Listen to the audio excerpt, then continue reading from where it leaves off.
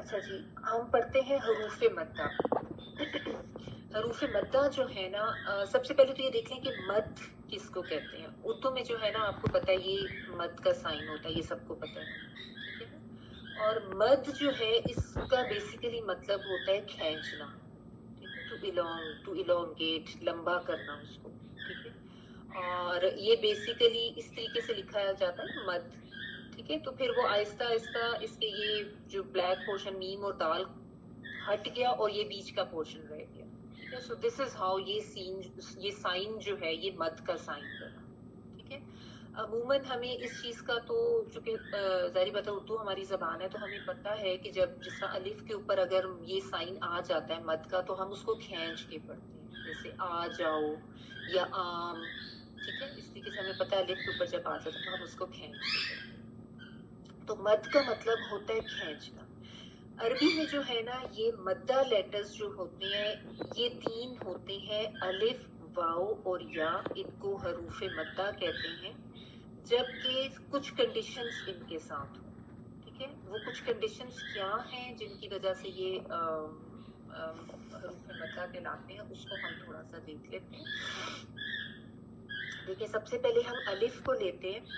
الف خالی سے پہلے اگر زبر ہو. ٹھیک ہے. میں نے آپ کو بتایا تھا لاسٹ والی آپ کی کلاس میں کہ جب الف یعنی جب خالی ایسے سیدھا ہوتا ہے ایک ڈنڈا سا ورٹیکل تو اس کو ہم الف پڑھتے ہیں جس کے اوپر کوئی حرکت نہیں ہوتی. کیونکہ عربی میں اگر زبر لگی ہو الف کے اوپر یا زیر لگی ہو یا پیش لگی ہو تو یا جزم ہو تو اس کو ہم حمزہ کہتے ہیں. ٹھیک ہے.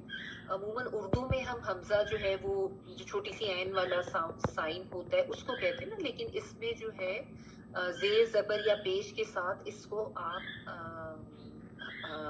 حمزہ ہی کہتے ہیں. ٹھیک ہے. چاہے وہ الف کے اوپر بھی لکھے، لیکن جب خالی ہوتا ہے تو ہم اس کو الف کہتے ہیں. ٹھیک ہے.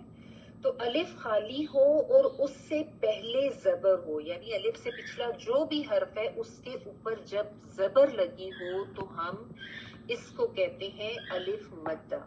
ٹھیک ہے. یہ آپ دیکھیں الف خالی ہے نا، اس کے پیچھے ب لگا ہوا ہے، ب کے اوپر زبر ہے تو اس کو ہم کہتے ہیں الف مدہ. ٹھیک ہے. اور اس کو پڑھنے کا طریقہ یہ ہوتا ہے کہ اس کو آپ تھوڑا سا کھینچ کے پڑھتے ہیں. با. اگر خالی زبر ہو با زبر تو آپ ب پڑھتے ہیں ب. جب الف ساتھ لگا ہو تو اس کو آپ تھوڑا سا کھینچ کے پڑھتے ہیں با. ٹھیک ہے. ب با زبر ب اور با زبر الف جو ہے وہ با بن جاتا ہے. ٹھیک ہے. تو یہ تھوڑا سا فرق آ جاتا ہے اور اس فرق کو ملحوظ خاطر رکھنا اس لیے ضروری ہوتا ہے کہ میں نے آپ کو بتایا تھا کہ عربی میں جو ہے نا ترجمہ چینج ہو جاتا ہے. وہ بھی اس کی بھی اگزامپل میں بھی آپ کو بتاتی ہوں تو پھر آپ کو تھوڑا سا پتہ چل جائے گا کہ ہمارے لیے کیوں ضروری ہے یہ رولز سیکھنا اور کس کو کتنا کھینچنا. ٹھیک ہے. اچھا آگے دیکھیں، اس کے علاوہ ہوتا ہے واو مدہ. ٹھیک ہے. اس کی کیا کنڈیشن ہے؟ واو کو ہم کب واو مدہ کہتے ہیں اور کھینچتے ہیں؟ جب واو ساکن ہو. ساکن کا مطلب میں نے آپ کو لاسٹ ٹائم بتا دیا تھا کہ جزم کے ساتھ جب کوئی حرف ہوتا ہے تو ہم کہتے ہیں کہ یہ ساکن حرف ہے. ٹھیک ہے. یہاں پہ انہوں نے جو یہ میں نے جہاں سے اسکرین شاٹ لیا نا، انہوں نے جزم کو ایسے چھوٹا سا ایک گول دائرہ بنایا ہوا، لیکن جزم آپ کو پتا ہے کہ جس طرح اردو میں الٹا اردو میں 8 لکھا جاتا ہے نا یا 7 لکھا جاتا ہے، اس چیز وہ والا سائن جو ہے وہ جزم کا ہوتا ہے. تو آپ وہی سائن رکھیں، اس میں کوئی کنفیوژن کی بات نہیں ہے. بہرحال بس یہ یاد رکھیں کہ جب واو جزم کے ساتھ ہو یعنی واو ساکن ہو اور اس سے پچھلا جو بھی حرف ہے اس کے اوپر پیش ہو. ٹھیک ہے. یا آپ دیکھ لیں واو ساکن اور اس سے پچھلا جو حرف ہے اس کے اوپر پیش ہے تو اس کو پھر ہم واو مدہ کہیں گے. ٹھیک ہے. اور اس کو جو ہے بو تھوڑا سا کھینچ کے پڑھتے ہیں بنسبت خالی پیش والی حرف میں. یعنی اگر خالی با پیش ہو تو اس کو آپ بو پڑھتے ہیں، الف پیش بو، با پیش بو، تا پیش تو. لیکن جب آگے واو ساکن ہو تو پھر آپ بو تھوڑا سا اس کو کھینچ کے پڑھتے ہیں. اس کو کہتے ہیں واو مدہ. ٹھیک ہے. یعنی واو کو کھینچ کے پڑھنا. مد کا مطلب میں نے آپ کو بتا دیا کھینچ کے پڑھنے کے لیے. پھر یائے مدہ کیا ہوتا ہے؟ میں نے آپ کو بتایا یا بھی یائے مدہ یعنی مدہ والے حروف میں سے ہو جاتا ہے. کیا کنڈیشن ہے اس کی؟ یائے ساکن سے پہلے زیر ہو. ٹھیک ہے. या साकिन हो यानी उसके ऊपर जज्म हो और उससे पिछला जो भी हर्फ है उसके नीचे जेर होगी, तो आप इसको भी थोड़ा सा खींच के पढ़ेंगे। ठीक है, जैसे यहाँ पे इन्होंने या साकिन और उससे पीछे या ही लगा के उसको जेर ली है, तो वो ये थोड़ा सा लंबा होके बनेगा। अगर आप इसके नीचे इसके पीछे बा जेर लगा दें तो बी, ताजे लगा दें तो ती, ताजे लगा दें तो सी। जबकि अगर खाली बाजेर ताजेर साजेर, जिस तरह मैंने आपको पिछली क्लास में कराया था, तो वो सिंपल रहते हैं, बी टी सी जी, उसको ज्यादा खींचते नहीं। अगर या साकिन से पहले ये जेर वाले हरूफ हो तो फिर आप उनको थोड़ा सा खींच के पढ़ते हैं। इसीलिए मैंने आपको जो है वो जब भी मैं साथ साथ ये जब आपके तजवीद का लेसन चल रहा होता है तो मैं बीच में बताती हूँ कि ये वाव मद्दा है, ये याई मद्दा है, ये अलिफ मद्दा है, ताकि आपको पता चल जाए कि आपने इसको थोड़ा सा खींच के पढ़ना है। ठीक है जी। तो ये हमारे मद्दा हरूफ होते हैं, अलिफ वाव और या, जबकि ये वाली कंडीशंस हो जाए। वरना वाव और या जो है ना बेसिकली ये लीन करके भी पढ़े जाते हैं, लेकिन लीन की कंडीशंस और हैं। कब लीन करके पढ़े जाते हैं वो मैं आज नहीं करवाऊंगी, क्योंकि इकट्ठे करें तो फिर कंफ्यूजन हो जाती है। अभी हम बस अलिफ मद्दा, वाव मद्दा और याए मद्दा तक ही रहते हैं, और इसको हम दोबारा से थोड़ा सा रिवाइज कर लेते हैं। अलिफ मद्दा क्या है? अलिफ साकिन से पहले वाले हर्फ पर जबर हो। ठीक है, अलिफ साकिन और उससे पहले वाले हर्फ पर जबर हो। जैसे आप आगे लेफ्ट में जो रेड में लिखा हुआ है, बा अलिफ जबर बा, फ अलिफ जबर फा, जीम अलिफ जबर जा। ठीक है, बा फा जा। अभी हम ये भी देख लेते हैं कि कितना लंबा करना है। पहले सिर्फ हम सीख लेते हैं कि मद्दा करना होता क्या है। सा खींच के, इसी तरह बू, फू और जू, थोड़ा सा खींच के। तो अब ये फर्क हो जाता है ना, खाली बा पेश हो तो वो बू पढ़ा जाता है, खाली फा पेश हो तो फू पढ़ा जाता है, लेकिन आगे वाव साकिन लग गया तो बू, फू, जू। और इसी तरह जब याए मद्दा होता है तो बी, फी और जी। ठीक है, खाली बाजेर होगा तो बाजेर बी, खाली ताजेर होगा तो ताजेर ती, खाली फाजेर होगा तो फी जी। लेकिन जब आगे ये लग जाएगी तो आप उसको थोड़ा खींच के पढ़ेंगे, बी फी जी। ठीक है जी, ये एक आप चीज ध्यान में रखेंगे। अच्छा, इसके बाद एक और चीज जो आपको पता होनी चाहिए कि ये जो अलिफ मद्दा, वाव मद्दा और याए मद्दा है ना, इनके कायम मकाम भी कुछ चीजें होती हैं, वो भी जरा हम देख लेते हैं। आपको खड़ा जबर, खड़ा जेर और उल्टा पेश, इससे हम सब वाकिफ हैं, क्योंकि सब ज़ाहिर कुरान मजीद पढ़ते ही हैं, तो हमें बहुत अच्छी तरह से पता है कि एक जबर जो है वो सीधी होती है और एक जबर जो है वो खड़ी जबर होती है। ठीक है, एक जेर सिंपल जेर होती है, एक जेर खड़ी जेर होती है, एक सिंपल पेश होता है और एक उल्टा पेश होता है। ठीक है, तो ये अगर आप जो रेड बॉक्सेस है ना, इसमें आप देखें, ब के ऊपर खड़ा जबर और फिर आगे जो ब है उसके ऊपर सिंपल जबर और आगे अलिफ है जो कि अलिफ मद्दा बन रहा है। ये दोनों एक ही चीज होते हैं, यानी आप ये कह लें कि खड़ा जबर जो है वो अलिफ मद्दा के कायम मुकाम होता है।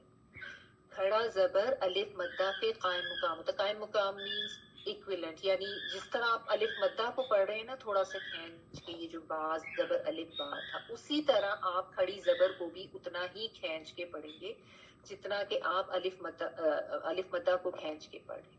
ठीक है, तो ये चीज भी एक थोड़ी सी समझ लेनी चाहिए कि खड़ा जबर जो है वो अलिफ मद्दा के कायम मुकाम होता है। जिस तरह आप बा पढ़ेंगे उसी तरह बा के ऊपर अगर खड़ा जबर होगा तो उसको पढ़ेंगे, या किसी भी हर्फ के ऊपर, ता पे है, सा पे है, जीम पे है, हा पे है, खा पे, जिस पे भी है, जब खड़ा जबर होगा तो उसको आप थोड़ा खींच के पढ़ेंगे, बिल्कुल उसी तरह जिस तरह अलिफ मद्दा। तो ये दोनों इक्विवेलेंट ही होते हैं। ठीक है, उसके बाद देखिए खड़ा जेर आ जाते हैं। खड़ा जेर इस तरह से होता है, ये रेड बॉक्स में आप देखें, अमूमन हा के नीचे ये होता है। ठीक है ना, किसी भी हर्फ के नीचे अगर खड़ा जेर होगा तो उसको आप वैसे ही पढ़ेंगे जैसे कि आप याए मद्दा को पढ़ें। याए मद्दा क्या था? या साकिन और उससे पिछले हर्फ के नीचे अगर जेर होगी तो आप थोड़ा सा खींच के पढ़ेंगे, बी।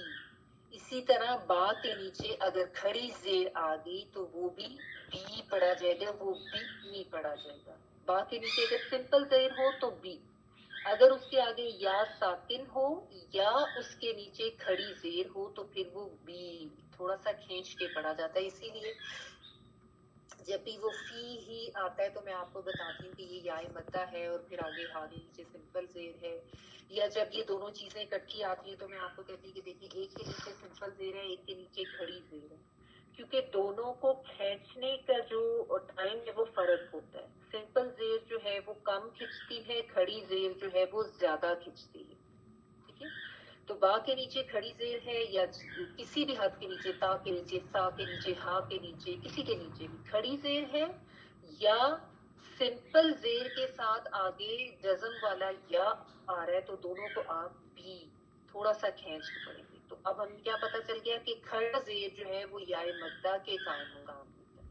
ठीक है, इसी तरह उल्टा पेश जो है वो वाव मद्दा के इक्विवेलेंट होता है। ये बात देख लें, उल्टा पेश वाव मद्दा और नीचे रेड में आपको लिखा हुआ नजर आ रहा है बा के ऊपर उल्टा पेश और फिर बू यानी सिंपल पेश और आगे वाव साकिन। इसको हम वाव मद्दा अभी जो मैंने आपको बताया तो इसको भी हम बू पढ़ते हैं, इसको बू नहीं पढ़ते, बहुत छोटा सा नहीं पढ़ते। जबकि ये जो बा है इसके ऊपर उल्टा पेश है, इसको भी हम खींच के बू ऐसे करके पढ़ेंगे।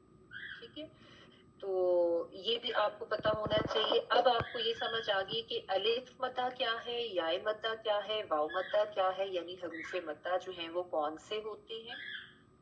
दोबारा से देख लें, ये हरूफे मद्दा है अलिफ, वाव और या।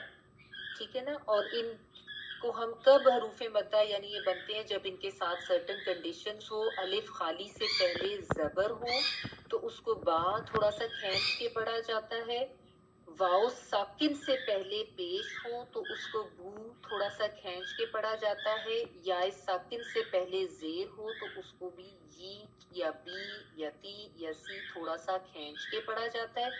इसी तरह बा के ऊपर खड़ा जबर हो तो वो अलिफ मद्दा बन जाता है, या बा के नीचे खड़ी जेर हो तो वो याए मद्दा बन जाता है, या बा के ऊपर या किसी भी हर्फ के ऊपर उल्टा पेश हो तो वो वाव मद्दा बन जाता है। ठीक है, यानी खड़ा जबर अलिफ मद्दा के कायम मुकाम होता है, यानी इसी के इक्विवेलेंट होता है, उसी तरह पढ़ा जाता है। खड़ा जेर याए मद्दा की तरह पढ़ा जाता है और उल्टा पेश वाव मद्दा की तरह पढ़ा जाता है, यानी खींच खींच के पढ़ा जाता है।